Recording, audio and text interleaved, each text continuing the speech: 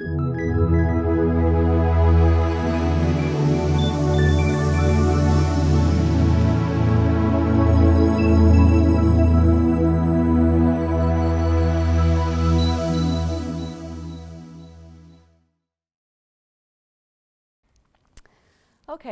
good morning. As you can see, the talk is entitled The Law in the Making and Unmaking of the Kitchenuhmaykoosib Inninuwug Struggle for the Right to Say No. This arises from my work. I was in Thunder Bay at the time, and there was a legal conflict, and so I could attend the hearings and get to know some of the people who were involved. This presentation I originally worked on with Dr. David Pirla, who is currently a political advisor to KI.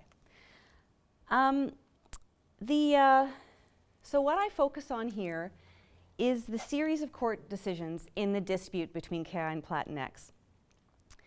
The overarching question is what can be learned about the role of law in Aboriginal people's struggles for self-determination and sovereignty from the story of the conflict between KI and Platinx. Okay, now, in focusing on the role of law in the conflict, that shapes the story I tell in a certain way. Okay, law is an institution in Canadian society that reaches many directions, has many functions: policing, resolving disputes, punishing or paying some kind of attention to crime. And almost all of these functions are seen as socially legitimate. And the legitimacy is supported by the state's ability to incarcerate or otherwise punish or exclude those who are categorized as breaking the law or seen as kind of outside the social norms that law establishes. Okay, so in the KI and Platinx dispute, First Nations political organizations, the media, and various social justice and environmental groups also played a role in raising public awareness and in taking positions on KI's struggle for self-determination, basically, and the struggle to assert their jurisdiction. If I focused on those elements of the story, it would change the story. And so it's really important to know that this is only one aspect, that the legal aspect is only one aspect. And I frame this question in a kind of an overall approach that I take to reconciliation, the idea of reconciliation. I see Section 35 as a very promising, a potentially promising approach, which allows something called recognition and affirmation of Aboriginal and treaty rights. Now, Patricia Monteiro-Angus argues that that means we're recognizing and affirming something that's already there. Okay, it's not a grant of rights from the Crown, but it's something that's already there. And so my question is, you know, law, as you've learned in this class, law has imposed many things on First Nations. And so my question is, my sort of overall question is often, you know, what role can law play in reconciliation? Is there any contribution that law can make? So I'm going to begin by describing the community and the background of the legal events, and then turn to the decisions and what can be learned from them. Okay, so Kitchenuhmaykoosib Inninuwug, also known as KI, is an Ojibwe Cree First Nation located in Northern Ontario. The community joined Treaty 9 in 1929, and you can see here, Treaty 9, there was a time of signing that was in the summer of 1905, where all the communities in the darker shading were visited, and then the adhesion was made in 1929, and you can see that Treaty 9 takes up over half of the landmass of Ontario. Okay, the community is way up there on the northern shores of Big Trout Lake. That's 600 kilometers northwest of Thunder Bay. Most of the year you can only get to the community by air, and for a short period in the winter you can get there over the ice roads. Now Platinx is a junior mining company which held Ontario-issued mining claims and leases on Untitled Lake, which lies within KI's traditional territory. It's one of the many small lakes and streams that drain into Big Trout Lake from the south. Untitled Lake is a culturally and spiritually important area. There are burials in the area, both of people known to living memory and of people from the farther distant past. It's been an historical travel way for First Nations who moved about the area until the time of getting more settled into villages. Okay, so Anyway, so they had these claims staked, and Platinx had the claims staked. And this was an important area for the people, where they still harvested, fished, hunted. So it's a really important exercise of their treaty rights. Okay. In May of 2000, KI filed a treaty land entitlement claim with Ontario and Canada, and that claim was for an amount of land that was not included in the original assignment of reserve lands in the early 1970s. Shortly after filing the TLE claim, KI issued a moratorium on any resource development in its traditional territory. Now, one of the reasons for the moratorium was that when a treaty land entitlement claim is being settled, what usually happens is, if it's agreed to and it's settled, is that the land that's assigned to the reserve lands is taken from the traditional territory. So KI didn't want any of its traditional lands spoiled by mining or whatever to make it sort of useless to include into its reserve lands. The other reason, of course, is the community concern over the potential disruption to the environment by exploration drilling. Okay. Basically, this kind of early exploration work requires cutting a swath through the forest, digging trenches, setting up a drill pad, bringing in lots of heavy equipment and fuel. Okay. Often the fuel drums are just left, and other garbage is just left. Such activity is obviously disturbing to animals and birds, especially at calving time and nesting time. And there's also, it's very noisy work, you can imagine, when they're doing core drills that go 600 meters into the bedrock. Okay.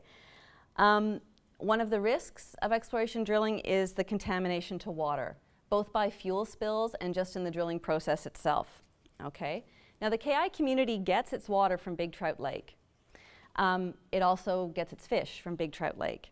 And it relies on the health of the ecosystem not only for the food, which is important, but also for the ability to continue their traditional ways. Okay? Being out on the land is one of the main ways that the community passes on the knowledge of who they are as a people and what their connection is to their territory to their children. So they want to be able to go out onto the land in order to do that. Okay. Now, in August and November of 2005, the KI leadership sent letters to Platinx explaining that KI strongly opposed exploration. Platinx went ahead and listed on the Toronto Stock Exchange. They did not tell the investing public about these letters, but instead claimed that KI had verbally consented to exploration. In February of 2006, Platinx mobilized a drill team without consent from KI. The chief and council, the elders, community members visited Platinx at their camp and reminded them that they did not have any permission to be on their traditional territory. This was a peaceful action. Platinx, however, hired a private corporate security consultant that then organized the withdrawal of the drill team. Okay. So in April of 2006, Platinx went to court asking for a permanent order to stop KI from interfering with its exploration activities, as well as $10 billion in monetary damages. Now, this extraordinary amount of damages is based on the imaginary amount that Platinx might have made if it had found minerals and if a mine had developed. According to the Ministry of Northern Development and Mines, the chances of this happening on any mining claim are about 1 in 10,000. Okay? So the lawsuit, it's pretty clear that the lawsuit was intended to intimidate and silence the community of KI. Okay. KI then countersued Platinx for damages and an order preventing them from exploring, as well as asking the court to declare that the Mining Act was unconstitutional. Okay. And as you've learned from the line of consultation cases, right, consultation is supposed to happen, consultation accommodation, at least according to the Supreme Court cases, is supposed to happen prior to any development, okay, which would mean prior to early exploration. So the Mining Act is unconstitutional, the argument is, because it doesn't allow for that.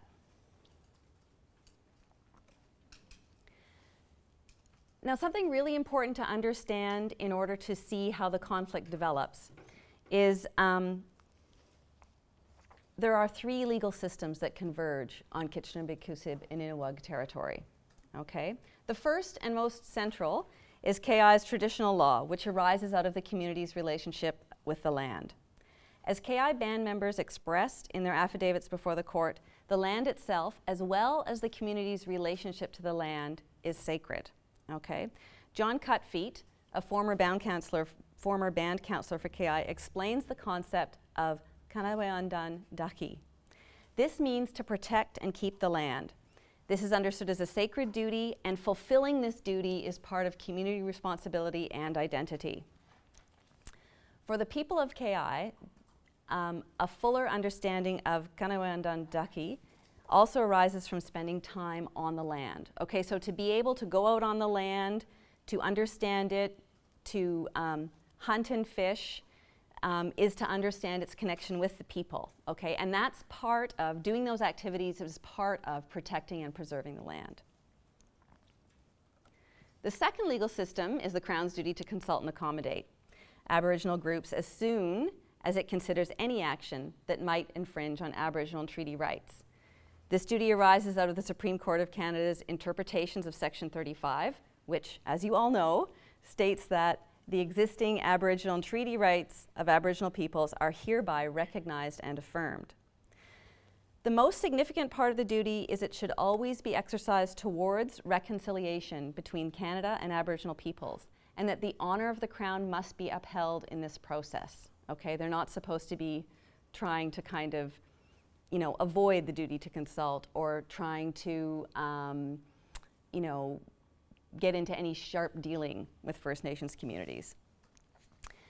The court expects that meaningful good faith consultation will likely give rise to some adjustment of the government's plans in order to accommodate Aboriginal rights. Okay, and that's why it's really important to have consultation before any plan is put into action. Now, as you also know, most of the Supreme Court cases that interpret Section 35 state that Aboriginal groups do not have a veto over Crown proposals.